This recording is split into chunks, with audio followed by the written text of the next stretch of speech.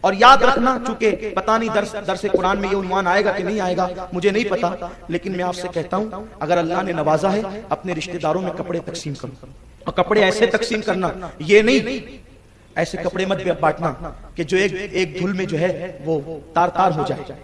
لوگ قریبوں میں بانٹتے ہیں نا تو ایسے بانٹتے ہیں کہ اللہ ہی رحم کرے. ایک مرتبہ مجھے میرے استاد نے ایک واقعہ سنایا. واقعہ یہ تھا، ہم لوگ سفر میں تھے، استاد گرامی کہہ رہے تھے سید صاحب بتائیے کہ سید صاحب نہیں بلکہ وہ باپو کہتے ہیں پیار سے کہ باپو بتائیے کون دل والا کون ہے، دلدار کون ہے اور مالدار کون ہے. میری عادت ہے بڑوں کے سامنے کم بولتا ہوں، اس لیے کہ بڑوں کے سامنے کم بولیں گے تو چھوٹوں کے سامنے زیادہ سنانے کی صلاحیت پیدا ہوتا ہے. جو سنے گا وہی سنائے گا. مجھے معلوم ہوتا ہے پھر بھی میں نہیں بولتا، چپ رہتا ہوں.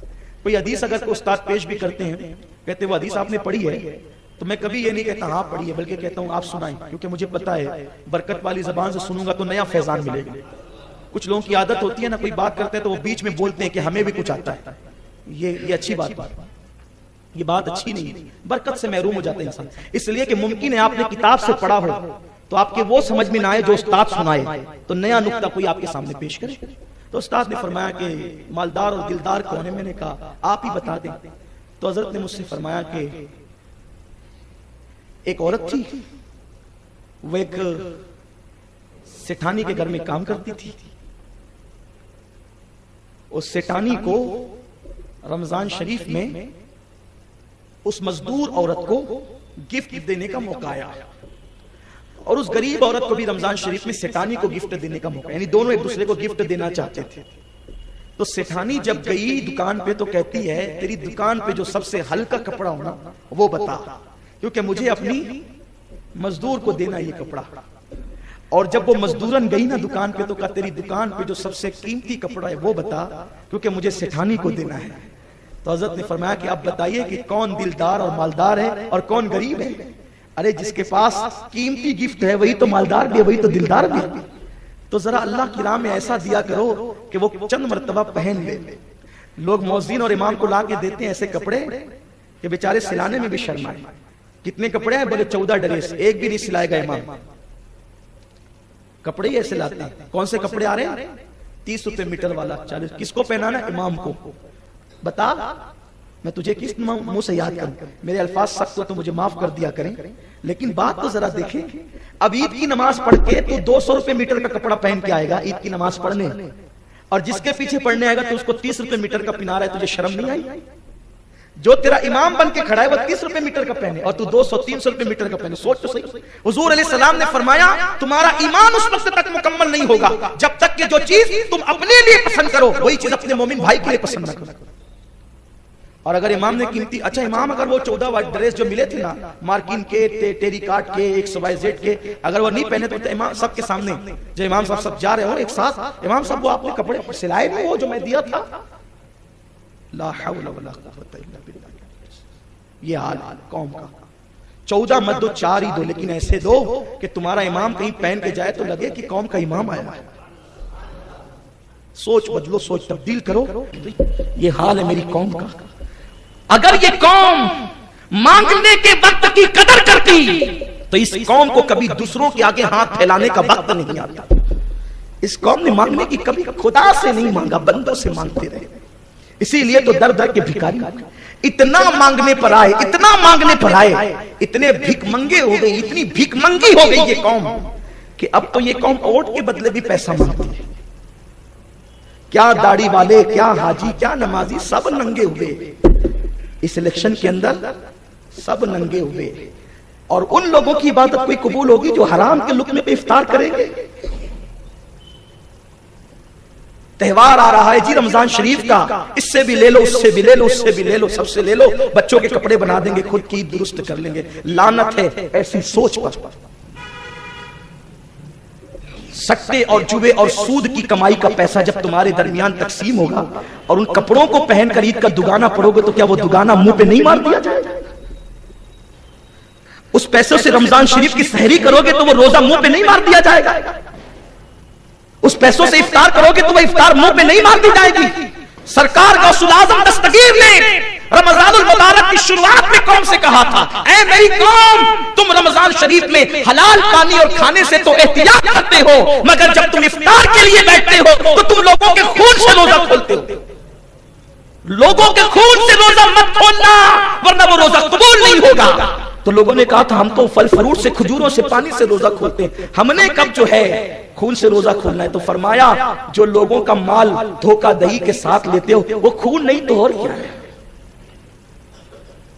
آپ کا قصور نہیں ہے نہ ادھر ادھر کی تو بات کر, یہ بتا کہ قافلہ کیوں لٹا. مجھے رہزنوں سے غرض نہیں تیری رہبری کا سوال.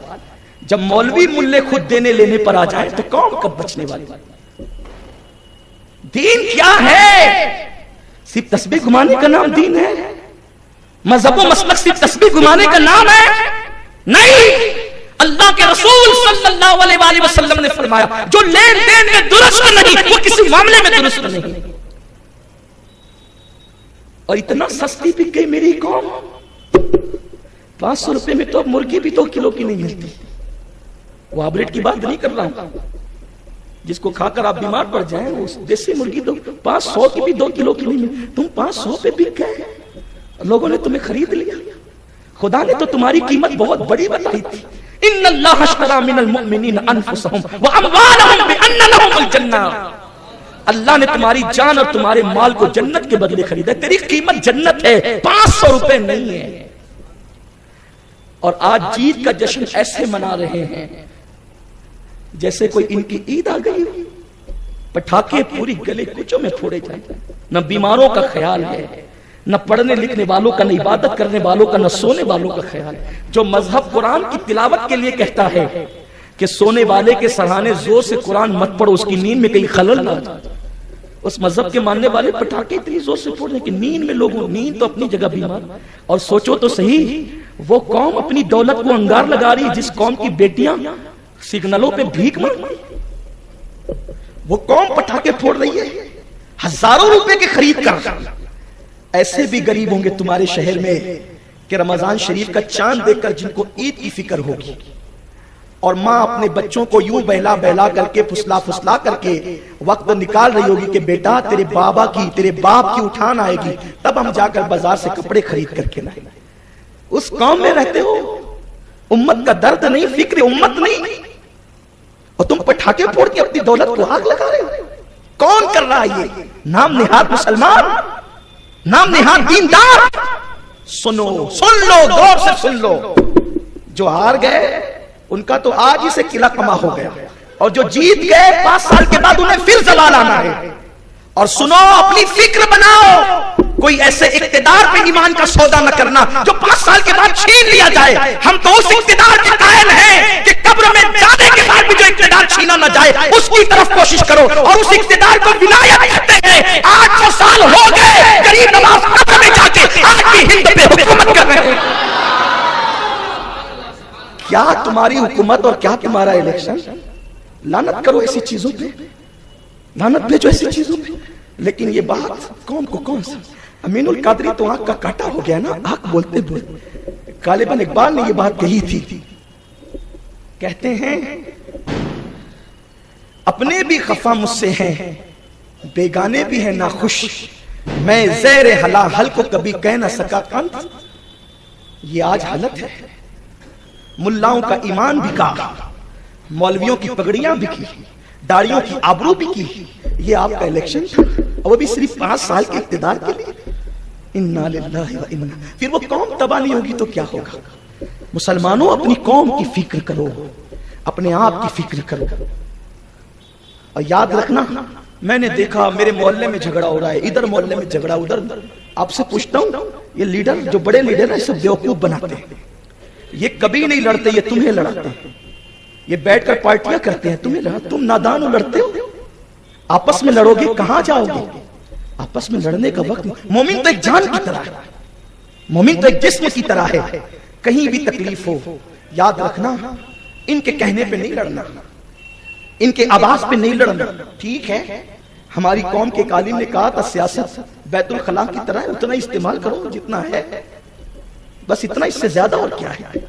پورا شہر سر پہ اٹھا رکھا. مسجدوں کی آبرو بیچی، مسلوں کی آبرو بیچی، زبانیں بکی، خطابت بکی، سب بیچ آئے، اور جو بیچارے بچتے ہیں ان کو بدنام کرتے ہیں۔ وہ تو ایسا کہتے ہیں، کبھی بیچارے خواب میں سوچتے بھی نہیں، ان پہ الزام لگاتے۔ ہم تو ایسے لوگوں کا دامن قیامت میں پکڑیں گے جو ان لوگوں کو، پاک دامنوں کو ٹارگٹ کرتے ہیں کہ چلو ہم تو گندگی میں پھنس گئے، ذرا دو چار الزام ان پہ بھی لگا دیں۔